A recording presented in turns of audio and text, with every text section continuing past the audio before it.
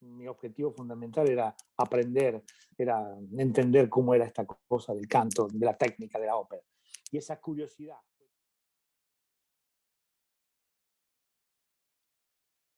Querido Gustavo Porta, es un terrible honor para mí y una alegría enorme tenerte en mi ciclo de entrevistas, que seas la primera persona en castellano a la que voy a entrevistar. Te agradezco muchísimo que estés acá. Gracias, es un placer enorme que nos podamos reencontrar después de tanto tiempo, pero siempre habiendo estado unidos en el pensamiento, con la energía, y poder Exacto. compartir esta charla con vos y ser el primero en lengua castellana cordobesa Yes. es una Exacto. maravilla. Exacto, bueno, voy a hacer una pequeña introducción para la gente que no te conoce.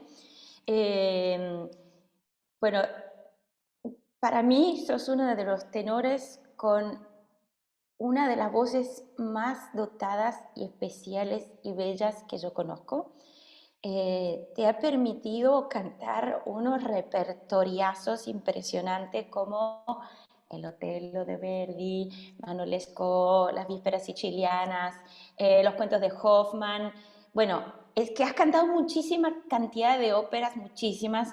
Has hecho una carrera impresionante porque has cantado por todo el mundo. Bueno, seguís cantando por todo el mundo. Con unos directores increíbles, teatros, bueno, siempre se dicen estas cosas, pero es que en tu caso es así, has hecho una cosa increíble, has cantado en todos, absolutamente los lados, eh, y además sos una persona, te quiero muchísimo, sos una persona súper generosa, súper amable, eh, pero aún casi más importante, sos cordobés, y sos de Carrilobo, y sos mi amigo. Así que bueno, ¿qué más se puede pedir para una entrevista? No sé si me ha faltado algo, si se me ha caído algo del renglón este. No, para nada, demasiado generosa con tus palabras, gracias. Es todo Infinita, verdad. infinita, infinita, agradezco muchísimo, muchísimo, sí, Es, sí. es todo verdad. Bueno, tengo que decir un poco que nosotros nos conocemos de nuestras épocas estudiantiles, Iniciales, exacto. iniciales, compartíamos un coro que quedaba muy lejos de donde vivíamos. Íbamos todos los días, hacíamos 60 kilómetros ida y vuelta para ir al ensayo, ¿verdad? Éramos muy trabajadores y ya desde el principio amando la música, ¿no? Amábamos la música, hacíamos de todo por estar con la música en épocas donde la tecnología y los medios no eran los de hoy, y si existía algo, la capacidad nuestra por ahí económica no era la justa para poder darnos ciertos privilegios o ni lujo, porque eran necesidades. Pero ¿Verdad? eso nos hizo fuerte, o sea, era el amor por la música lo que nos llevaba a hacer esas locuras lindas, ¿no? Sí, hacíamos de todo, ¿no? De Todo todo, el de día. todo. Conciertos, ir, venir, subir, Cantábamos bajar. por todos lados, donde había un piano, un órgano, escuchábamos música, nos metíamos a cantar adentro. ¿Dónde no Exacto. cantábamos? ¡Qué energía, Dios mío! Qué energía y años y años y años así. Eh, yo creo que no nos planteábamos subirnos a un tren 60 kilómetros por No, día, el único problema era llegar en horario, nada más, y que el tren no se parara pero en no el por nosotros. medio de la... Claro, no por nosotros. Era lindo porque aparte había una energía que nos acomunaba a todos, éramos Sí. todos en esa línea, ¿no? Mm. Se hacía algo porque se amaba, lo se ama todavía ahora, pero digo, nuestros inicios nos dio ese empujón tan grande por el cual pudimos llegar lejos y todavía el envión dura de aquella época, Mm. imagínate cuánto fue el empujón que nos dieron. Entonces, entonces estoy pensando hoy en día, ¿no? Aquellos años, estamos hablando de Argentina, estamos hablando de Buenos Aires, y ahora vivís en Italia. Eh, ¿En qué momento decidiste, bueno, me cruzo el charco, me voy a buscar mi carrera? Eh, ¿Qué pasó? ¿Sentiste un clic o simplemente es algo que todos los cantantes más o menos sentimos? Bueno, el viejo continente donde se creó la ópera, hay que ir a buscarlo. ¿Cómo fue en tu caso? En mi caso fue, siempre tuve la curiosidad de venir acá, de venir a Europa. Yo empecé a cantar, descubrí la ópera a los 20 años. Escuché mi primera vez una ópera. Por lo tanto, siempre los nombres de la gente, de los cantantes que yo escuchaba, todos vivían por estos lados. Mientras estábamos trabajando en la Argentina, muchos cantantes inmigraban a Europa, venían acá, hacían cursos, y la curiosidad estaba siempre.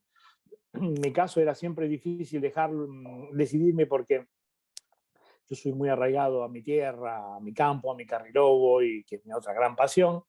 Pero allá por casi a los 30 años decidí, si bien digamos, las ganas eran tantas, pero también, digamos, tenía los pies sobre la tierra, que llegar a Europa con 30 años no era ya una edad muy, muy juvenil, porque había gente acá que hacía ya 10 años que estaba cantando como tenor, y en esa época, en el 1999-2000, había todavía una cantidad enorme de colegas que estaban en plena carrera.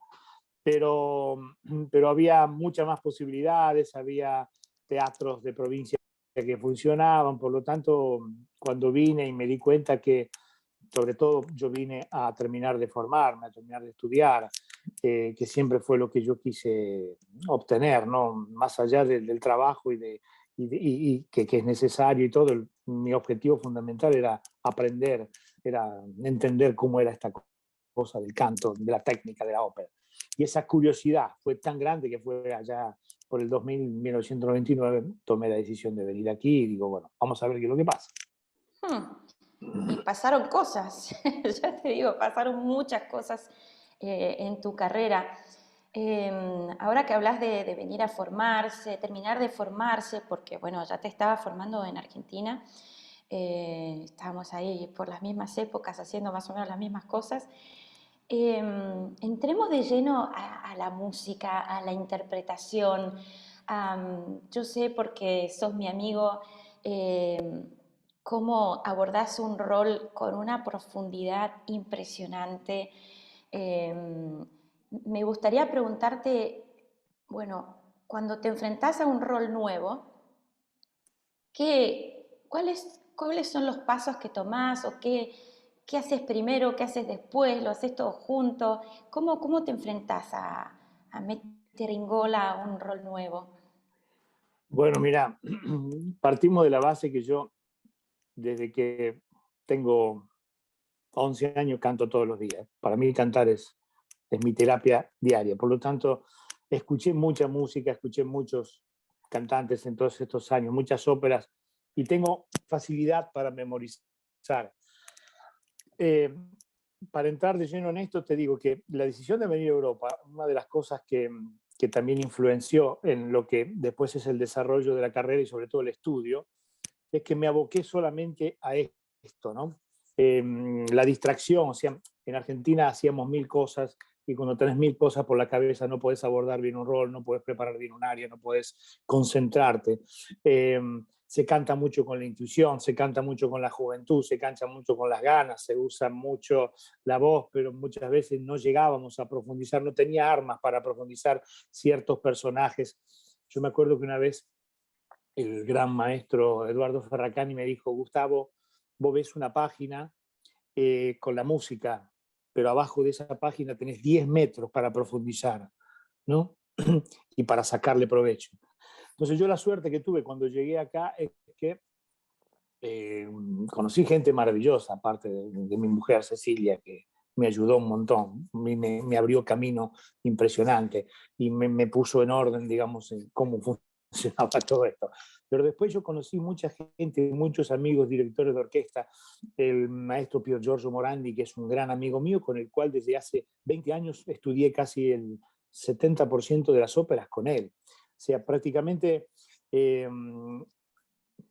cuando o sea, conocía muchas cosas, pero cuando me ofrecen un rol, los primeros años decía siempre que sí, porque tenía lógicamente había cosas que sabía que no podía cantar y las descartaba a priori, pero sabiendo que tenía la facilidad para memorizar, la facilidad, la frescura vocal, en esos años era otra cosa, el recupero vocal, afrontaba. Entonces empezaba prácticamente, yo siempre empezaba a leerlo, a leer el texto, que siempre lo que me habían dicho, leer el texto. Cuando lees el texto y entendés el texto, ya entendiste prácticamente el ritmo, ya entendiste la música, y cuando lo empezás a cantar, gastas mucha menos energía porque sabés lo que tenés que decir, hacia dónde tenés que ir, cuáles son los puntos claves. Los maestros siempre me indicaron eso, a profundizar a partir del texto. La primera cosa, saber lo que estás diciendo, leer el libreto y después leerte no solamente tu parte. Estudiar una ópera significa estudiar la parte de todos los cantantes. Para poder saber lo que te pasa, interpretar, vos tenés que saber hasta el rol más chiquitito. Todos forman parte de ese grupo, de esa ópera. Y entender todo esto lo entendés a 30 años de una manera, a 40 de una manera, a 50 de otra manera. Empezás a reflexionar. Hay óperas que la he cantado Manon Lescaut, la habré cantado 100 veces y cada vez que la canto descubro cosas nuevas todavía, Oh, ¿no? Porque empezás a ver desde otra óptica las cosas, empezás a ver desde el punto de vista del compositor. Verdi primero quería el libreto, y después del libreto empezaba a escribir, ¿no?